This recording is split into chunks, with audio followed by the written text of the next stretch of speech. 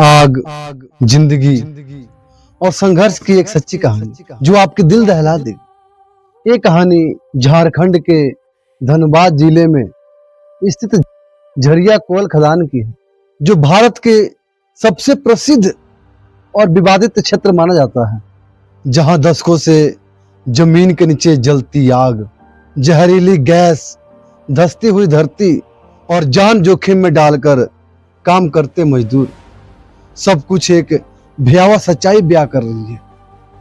नमस्कार, राजू की जुबानी यूट्यूब चैनल में आपका स्वागत है। सबसे पहले हम झरिया कोयल खदान का इतिहास जानते हैं। सन 1894 ब्रिटिश शासन काल में झरिया में कोयले का खोज हुआ और उस टाइम से ही कोयले की माइनिंग शुरू हुई। यहाँ मिलने वाले हाई क्वालिटी कुकिंग कोयल भारत में इस्पात उद्योग में महत्वपूर्ण माना जाता है। हालांकि आजादी के बाद इस एरिया को राष्ट्रीयकरण कर दिया गया, इसे सरकारी कंपनियों के अधीन लाया गया। इसी वजह से झरिया भारत के औद्योगिक तरक्की का एक केंद्र बन गया। लेकिन अनियंत्रित खनन ने भविष्य के लिए एक संकट पैदा कर, जो कि आज पूरी जमीन के नीचे आग की लपटें धधक रही हैं। जमीन में दरारें पड़ रही हैं, जमीन धंस रहा है। ये सुनकर आपके मन में एक सवाल पैदा हो रहा है कि आखिरकार जमीन के नीचे आग कैसे आया। आपका सवाल जायज भी है, तो इसका जवाब है अवैध और असुरक्षित खनन, जिससे पुरानी सुरंगों में ऑक्सीजन का प्रवेश कोयले की स्वतः दहन के कारण लगी, जो कि ये आग 1916 में लगी थी और आज 100 साल से भी ज्यादा हो गया और आज भी धधक रही है।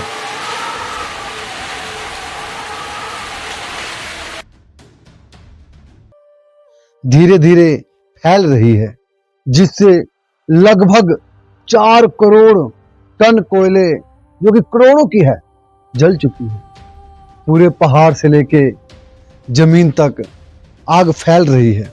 कई जगह तो ऐसे हो गया है कि घर के नीचे तक आग लग गई है। लोग घर छोड़ने पे मजबूर हैं। कई गांव के गांव उजड़ गए। ऐसा भयावह तस्वीर जो लोगों को दिल दहला देती है।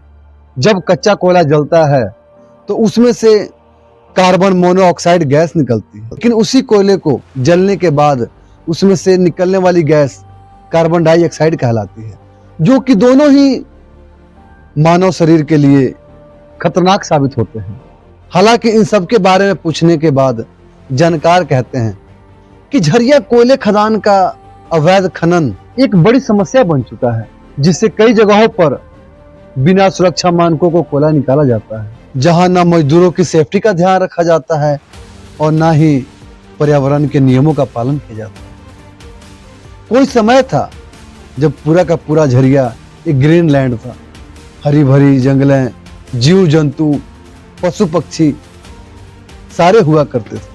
हालांकि आग का कारण बताया जाता है ये सब वहां के स्थानीय कोयला माफिया और कुछ भ्रष्ट तंत्र की मिली भगत। हालांकि बहुत सारे प्रतिबंध लगे हैं लोगों पे जो अवैध खनन ना कर सके। इसके साथ साथ सरकार झरिया के लिए पूर्णवश और आग नियंत्रण के लिए कई योजनाएं बनाई हैं, जिसे प्रभावित परिवारों को सुरक्षित स्थान पे कॉलोनियां बना के देने की बात कही गई है। आग पे काबू पाने के लिए तकनीकी उपाय का दावा किया जाता है, जो कि 2008 में एक जापान टेक्नोलॉजी से इस आग पे काबू तो पाया गया, लेकिन कहा जाता है कि इस आग को बुझाया नहीं जा सकता है। हालांकि इस आग के ऊपर पानी भी बहुत डाला गया है, लेकिन आज भी आग नहीं बुझ पाया।